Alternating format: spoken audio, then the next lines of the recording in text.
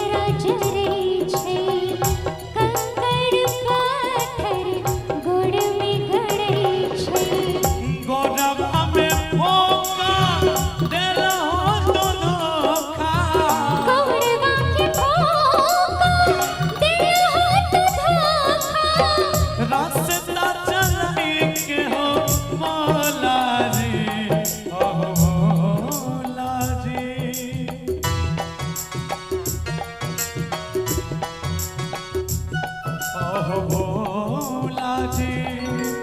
दूर बड़ी छै तोहरी नगरिया कोना पहुँचबै हो भोला जी आह भोला जी दूर बड़ी छै तोहरी नगरिया कोना पहुँचबै हो भोला जी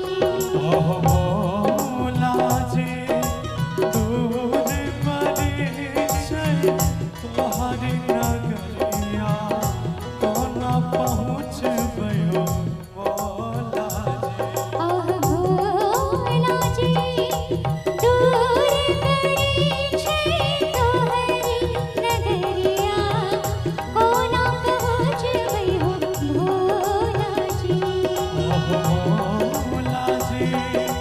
दूर बड़ी छै तोहरी नगरिया कोना पहुँचबै